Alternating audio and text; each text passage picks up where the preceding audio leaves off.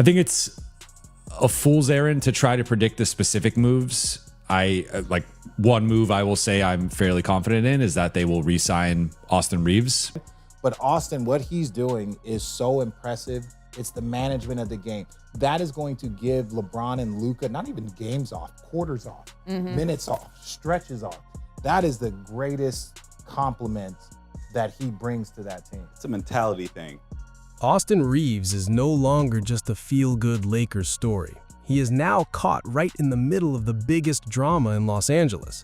Because once Luka Dončić became the future of the franchise and LeBron James became the aging legend still trying to win, everything around the Lakers changed. Every roster decision became louder, every contract became more important, every role became political. And now Reaves is standing in the middle of it all, not as a side piece, but as one of the players who could decide whether this Luka-LeBron experiment actually works. That is the tension the Lakers cannot escape. On paper, Reaves should be the perfect third piece. He can shoot, handle the ball, make reads, attack closeouts, draw fouls, and play with confidence in big moments. He is not scared of the Lakers spotlight, and that matters because some players shrink the moment they put on that jersey.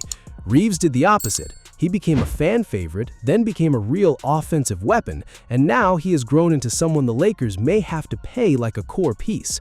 But that is exactly where the drama starts. Because the Lakers already have Luka, they still have LeBron, and Reaves is no longer cheap. The event here is simple, but the meaning is bigger. The Lakers are trying to build the next version of the team around Luka Dončić, while still respecting whatever is left of the LeBron era. And in that situation, Austin Reaves becomes the swing decision. If the Lakers keep him, they are saying they believe a Luka and Reaves backcourt can work long-term. If they move him, they're saying the fit, the money, or the defense is not worth the risk. Either way, Reaves is not just another name on the roster anymore. He is part of the Lakers' identity crisis. The rest of that. The Lakers are outmatched in this series. So let's look past it for a moment here, Michael Wilbon. If you're in charge there, are you looking at the situation saying, I'm in a building around Luka, I'm going to give Austin Reaves a huge contract, I'm going to bring LeBron back another year if he's willing to make some sort of agreement on money. Yeah. And I'm going to try and put pieces around that and make a run at a title next year. Does that work? Is that the way you would go about it if you were the Lakers? No, not. Because the Lakers are not asking one question. They're asking three questions at the same time. Is Luka clearly the future? Is LeBron still powerful enough to shape the present? And is Austin Reaves good enough to be the long-term co-star next to Luka?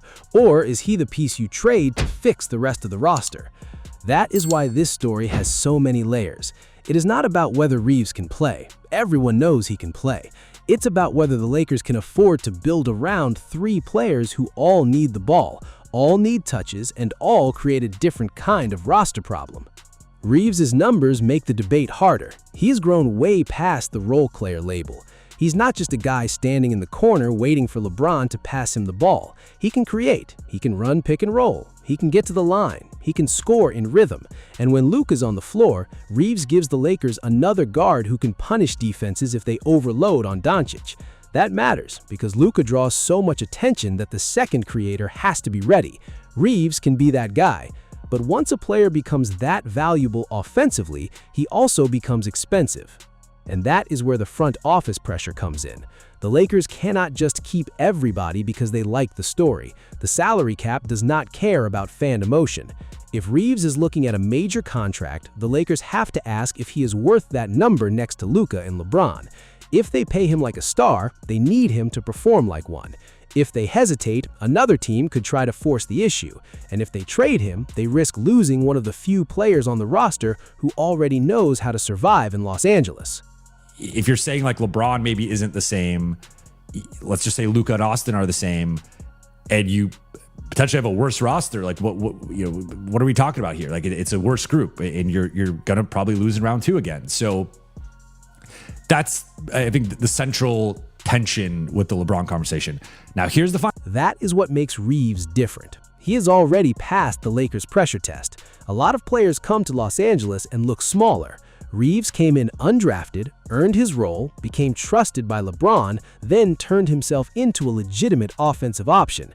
That kind of player is hard to find. He is not just stats, he is chemistry, he is belief. He is a guy the locker room knows can handle late-game pressure. And when a team is trying to transition from LeBron to Luka, keeping players with that kind of confidence matters. But here's the problem. A Luka Reaves backcourt is dangerous offensively, but it also creates defensive questions. Luka is not known as a lockdown defender. Reaves competes, but he's not an elite point-of-attack stopper either. So if the Lakers commit to both as long-term backcourt pieces, the rest of the roster has to cover for that. They need wing defenders, they need rim protection, they need size. They need players who can guard the best perimeter scorers so Luka and Reaves are not forced to survive every matchup alone. That is why the Reaves decision cannot be separated from the rest of the roster. This is where LeBron makes everything even more complicated. If LeBron is still on the team, then the Lakers are trying to balance three offensive minds. Luka wants the ball, LeBron still wants to control the game, Reaves has earned enough trust to create two. That sounds great until playoffs, when every possession matters and roles have to be clear. Who initiates, who spots up, who closes, who takes the pressure shot, who defends the best guard, who gets sacrificed when the team needs more defense.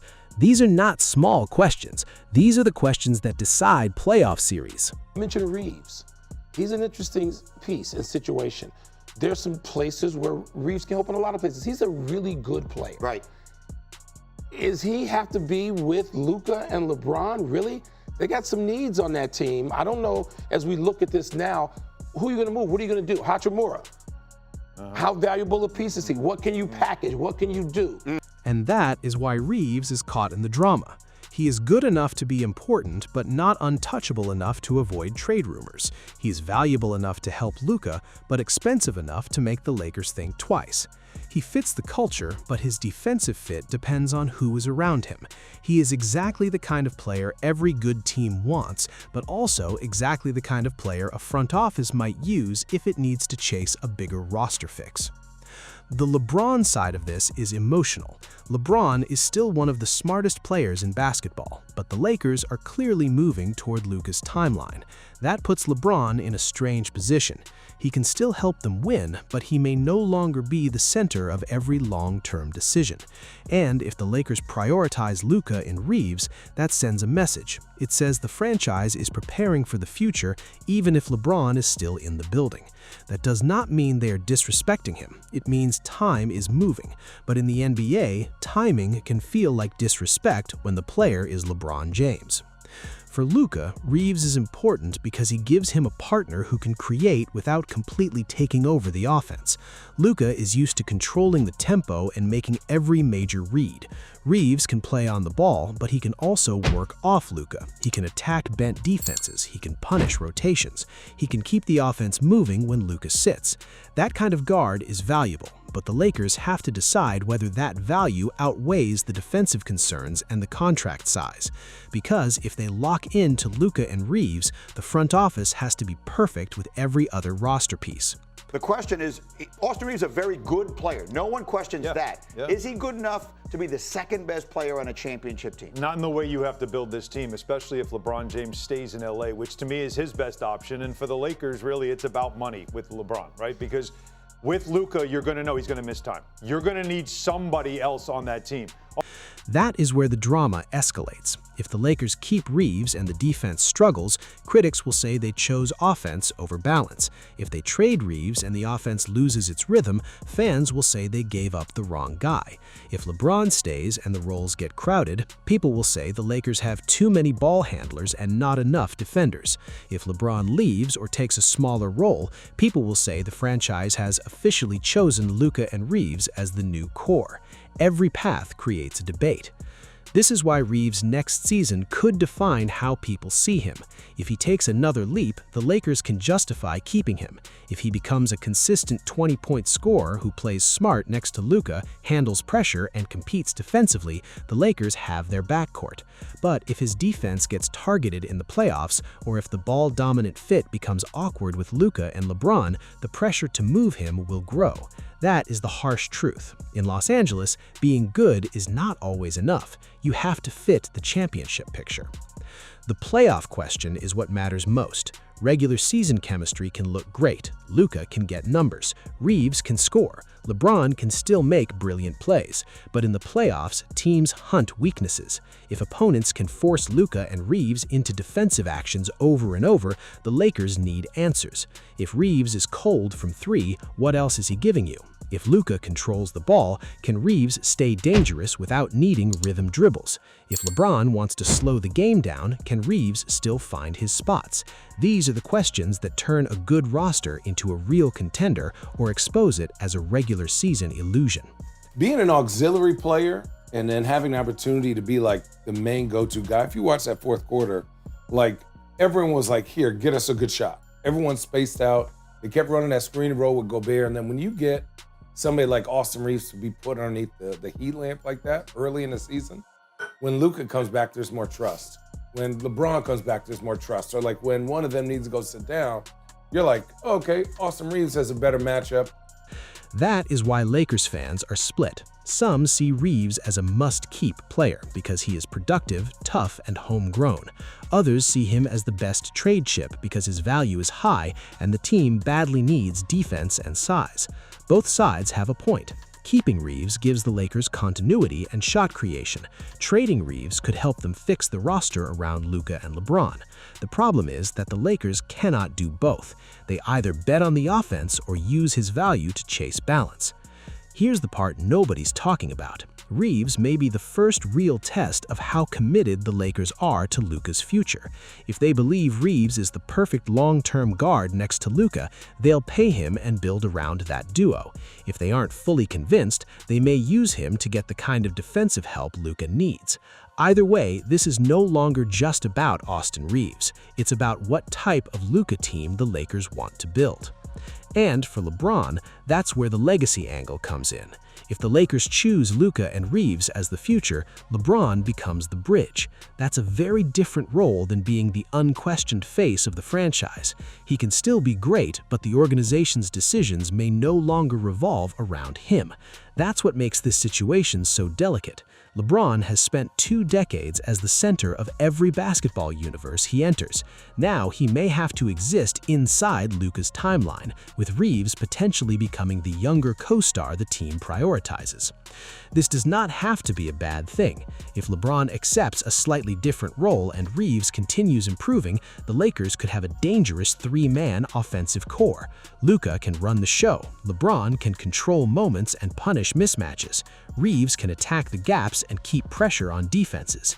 That version works if everyone sacrifices, but if the roles become unclear, if the defense falls apart, or if the contract situation creates tension, then Reaves becomes the name stuck in every rumor.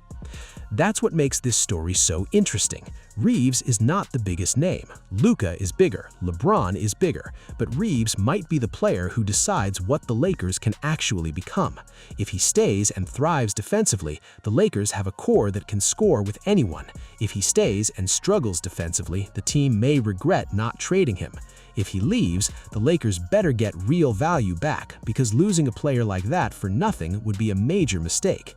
So the debate is no longer just about Austin Reaves. It's about the Lakers' identity. Are they building a Luka Reaves future with LeBron helping in the final chapter?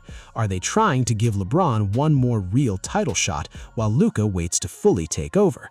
Or are they stuck between 2 timelines, trying to keep everyone happy while the rest of the West gets stronger? Because if the Lakers get this right, Reaves becomes the perfect connector between LeBron's final years and Luka's prime. But if they get it wrong, he becomes the piece they either overpaid, traded too late, or failed to protect with the right roster. And that's the drama now. Austin Reaves is no longer just the underdog who made it in Los Angeles. He's a major decision in the middle of a franchise power shift.